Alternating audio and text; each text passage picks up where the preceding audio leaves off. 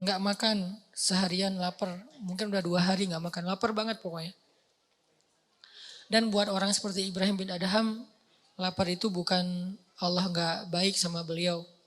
Karena kebaikan dalam persepsi mereka udah bukan dunia lagi. Udah benar-benar hikmah.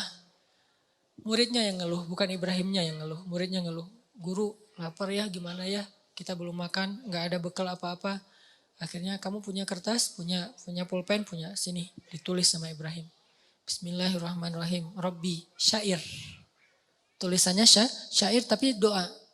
Jadi berdoa dengan syair, lembut bahasa-bahasanya. Rabbi, engkau maha pengasih, engkau apa segala macam. Muji-muji Allah.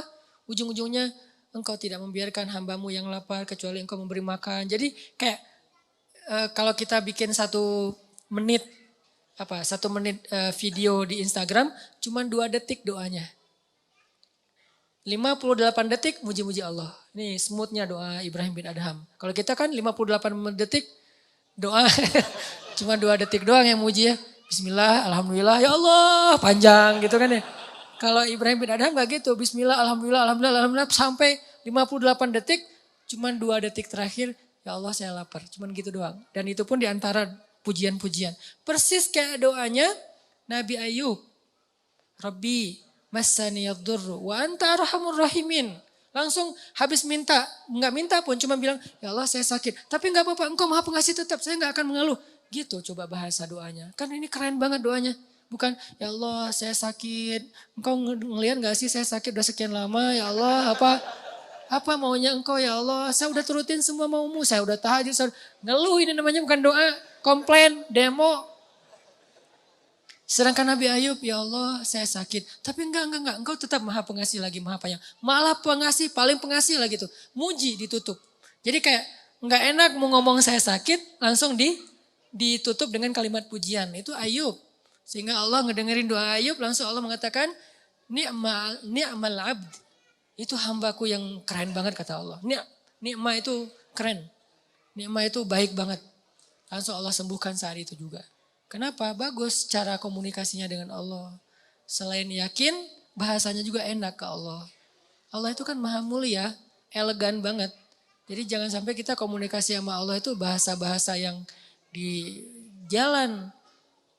Harusnya kita komunikasi dengan Allah itu dengan bahasa elegan. Karena kita lagi berhadapan dengan zat yang maha elegan. Maha mulia, maha bijaksana, maha santun. Coba lihat bahasa Al-Quran kan santun banget. Sama kayak bahasa Nabi kan, Nabi orangnya santun banget. Kalau ngomong tuh muter dulu, padahal maksudnya ini. Kenapa? Gak tega mau ngomong langsung. Mikir panjang. Sama kayak yang saya bilang kemarin, Nabi mimpi ngelihat surga, terus di dalamnya ada istana yang indah. Gak sengaja di sebelahnya ngelihat cewek lagi main ayunan. Nabi gak bilang itu istri siapa, gak bagus nih nanya istri orang. Tapi Nabi nanya itu rumah siapa, otomatis itu istri yang pemilik rumah. Kan keren bahasanya. Itu rumah siapa Jibril? Rumahnya Umar. Astagfirullah langsung balik arah. Gak sengaja ngelihat istrinya Umar. Ngomong ke Umar, aku lihat rumah kamu di surga. Oh gitu ya Rasulullah, terus gimana? Ya udah gitu aja kata Nabi. Gak mau dijelasin. Khawatir Umar jadi cemburu. Nabi kok ngelihat istri saya sih kan jadi gitu ya, gak enak ya. Diam aja Nabi. Ya Rasulullah jelasin gimana suasana rumah saya, pekarangan kayak gimana gitu. Terus kata Nabi, enggak usah lah Umar udah cukup segitu aja berbahagialah. Ya Rasulullah ngejar terus akhirnya. Maaf ya, gak sengaja istri kamu lagi ayun-ayunan saya ngelihat. Tapi gak sengaja loh Umar. Ya Rasulullah, Umar tersenyum. Bagaimana mungkin saya cemburu kepada engkau ya Rasul. Baru Nabi lega gitu. Kan lembut banget cara Nabi bertutur. Allah aja nyuruh Nabi Musa dan Harun ngomong ke Firaun itu. Wa qula lahu qawlan layyinan. Ucapkanlah untuk Firaun itu kalimat yang lembut wahai Musa dan Harun. Karena Allah tahu banget lah hamba yang satu ini Musa ini kalau ngomong, wah orasi Musa teh. Beda dengan Harun diplomasi kan. Kalau Musa tuh orasi, orator banget. Wahai Fir'aun, harusnya gitu. Tapi enggak, wahai Fir'aun. Gara-gara apa? Baca deh secara emosi ayat di surat Toha dan Al-Qasas. Makanya saya suka tafsir fi Zilalil Quran, nanti teman-teman bisa cari di toko buku. Tafsirnya Syekh Said Qutb yang ditulis dalam penjara tuh. Karena itu tafsir yang paling emosional. Dia kayak ngelibatin emosi hamba yang beriman dalam memahami sejarah adegan-adegan kayak gitu. Sehingga kita kebayang gitu kejadiannya. Kalau nggak ada emosinya kan kayak flat ya. Kayak kita baca adegan biasa aja. Ternyata kalau kita baca dari angle emosional kita terlibat dalam ayat Al-Quran. Itu benar-benar Nabi Musa itu berbicara lembut dengan Firaun. Firaun ngomong, Nabi Musa diam. Nggak dibantah sama Nabi Musa. Nanti pas Firaun udah selesai ngomong, baru Nabi Musa ngomong. Gak ada bantah-bantahan, potong pembicaraan, apa segala macam, pura-pura teleponnya, disconnect, akhirnya diputus. Maaf ya tadi keputus, padahal emang sengaja diputus. Gak ada Nabi Musa kayak gitu. Didengerin, udah selesai ngomong, dijelasin lagi. Dan jujur, siapa yang ngomong gini wahai Musa? Allah, kata Musa. Kamu tahu ini enggak? Enggak tahu, Allah yang tahu. Saya tanya dulu ke Allah, jujur, enggak sok tahu. Ini bahasa-bahasa yang lembut. Kita ke Allah juga gitu. Nabi Zakaria. Zikru rahmati rabbika abadahu Zakaria. Iznada rabbahu nidaan khafiyya. Nidaan khafiyya. Suara yang lirih. Ngomong sama Allah itu lembut. Qala rabbi inni wahana al-'azmu minni washta'ala ar-ra'su shayba wa lam akun bidu'aika rabbi syaqiyya. Di ayat yang lain, Rabbi habli min ladunka dzurriyyatan thayyibah innaka sami'ud du'a. Apa rahasia dari kalimat ini? Nabi Zakaria itu udah berdoa puluhan tahun loh. Tapi selalu mengatakan engkau maha mendengar doa. Bukan, engkau dengar gak sih ya Allah? Bukan. Udah puluhan tahun minta anak masih ngomong sesungguhnya engkau maha mendengar doa. Pujian. Gak ngeluh sama sekali. Kan bagus banget bahasanya. Harusnya awal-awal engkau maha mendengar doa ya Allah. Engkau dengar kan ya Allah. Dengar gak sih? Nah kan berubah nih. Awalnya yakin, mulai ragu, akhirnya ingkar. Ini kita. Kalau Nabi Zakaria makin lama berdoa makin innaka sami'ud du'a. Engkau maha mendengar doa, engkau maha mendengar doa. Terus aja gitu. Belum dikabulkan sehari, sebulan, setahun. Innaka sami'ud du'a. 2 tahun, innaka sami'ud du'a 10 tahun. Sampai puluhan tahun masih kalimatnya innaka sami'ud du'a. Engkau maha mendengar doa. Apa kurang yakin Nabi Zakaria? Makanya Allah tuh sayang banget akhirnya dikasih. Langsung sekali dikasih anak terbaik. Bisa dibilang kata sebagian ulama satu-satunya orang yang nanti di hari akhirat ketika dibangkitkan gak punya dosa. Yahya alaihissalam. Makanya kalimatnya wassalamun alaih yauma wulida wa yauma yamutu wa yauma yub'atsu hayya. Salam, selamat dia ketika dia dilahirkan, selamat ketika dia diwafatkan, dan ketika dia dibangkitkan udah selamat. Bangkit udah selamat. Jadi kalau di antara sahabat ada yang dijamin masuk surga, itu kualitasnya kayak gitulah kurang lebih Nabi Yahya di antara para anbiya. Pastinya semua itu adalah keutamaan yang dimiliki oleh Rasulullah SAW. Cuman kalau di nabi-nabi yang lain di-share beda-beda. Kalau Nabi Muhammad semua keutamaan para anbiya ada pada diri beliau. Tapi nabi-nabi yang lain beda-beda. Nabi ini lebihnya di sini, nabi ini lebihnya di situ. Karena kata Allah, wa kadzalika faddalna ba'dahum ala ba'd. Begitulah kami berikan kelebihan sebagian nabi atas sebagian yang lain. Beda-beda kelebihannya. Tapi Nabi Muhammad merangkum semua kelebihan para anbiya dari Nabi Adam sampai Nabi Isa. Semua mukjizat ada pada beliau, cuman gak semua dikeluarin. Kalau mau beliau tuh kayak avatar gitu kan. Semua elemen dikumpulin kan. Itu Muhammad banget tuh. Yang lain kan dibagi-bagi, ada yang api, ada yang tanah, ada yang air. Ini semuanya dapat. Nabi Sulaiman dengan jinnya. Nabi Muhammad bisa lebih dari itu, cuman gak mau pamer. Kalau mau Nabi Muhammad bisa lebih dari Nabi Sulaiman, ngumpulin pasukan jin. Nabi Sulaiman berperang dengan pasukan jin. Nabi Muhammad pasukan malaikat, lebih keren siapa? Cuman kan bukan kita mau banding-bandingin para anbiya ya. Lebih kepada mau ngelihat betapa luar biasanya Nabi Muhammad. Nabi Sulaiman perang pakai pasukan jin. Ada jin penyelam, free dive gitu jinnya teh. Dan ayatnya emang gitu, jin penyelam, berarti kan free diver ya. Kalau free diver sekarang mungkin 500-600 meter nyelam, itu udah kilometer loh. Itu benar-benar free diver yang legend banget lah, udah kedalaman yang sampai nggak tembus cahaya matahari. Ada jin yang kerjanya sebagai juru masak, chef. Bayangin jin chef, tuh gimana masakannya. darah, tulang gitu ya. Jadilah masakan-masakan yang istimewa. Jin lagi nge-chef gitu di dapur. Tiba-tiba free divernya tuh datang. Kasihan banget sih lo kerjaannya di dapur melulu gak pernah ke laut. Emang di laut gimana? Wah keren banget. Gua nyelam setiap hari tuh udah dimana-mana udah terumbu karang di daerah Bunaken. Dimana-mana udah gua lihat tuh. Ada jin surfer. Wah ombak di sana masih lebih keren di sini nih. Ombak udah barrel, udah segala macam. Pokoknya jin-jin laut nih. Jin cai. Ini ada jin ulin, ada jin yang di dapur. Jin ulin nih yang udah biasa ulin, selalu postingan snapgram mereka tuh seru-seruan yang di dapur. Ya, kok saya mah snapgramnya piring lagi. Datang nih jin laut, manas-manasin jin dapur. Lu ikutin dong sekali-kali kita lagi, ini bentar lagi kita mau touring loh gitu. Oh begitu? Ya. Yuk kita ikut touring, nih gua sediain nih motor buat lo. Misalnya kalau nggak mau pakai yang mahal-mahal amat, minimal lo pakai yang Triumph lah misalnya. Lo pakai nih Triumph punya gua kalau nggak mau pakai Harley. Oh beneran. Ah nggak jadi kenapa? Last minute dia bilang nggak jadi. Padahal touring udah pada siap nih, orang udah pada ngumpul di meeting point. Kenapa nggak jadi? Takut kepada Sulaiman. Padahal Sulaiman nggak ada. Bukan cuma nggak ada, sudah tiada. Bukan cuma nggak ada, sudah tiada. Artinya mereka nggak tahu kalau Sulaiman sudah wafat. Cuman wafatnya keren sambil duduk. Kalau kalau orang yang nggak beriman mungkin wafatnya jungkir balik ya. Ini duduk aja tenang sambil zikir wafat. Baru jatuh gara-gara tongkat beliau pegang itu dimakan rayap.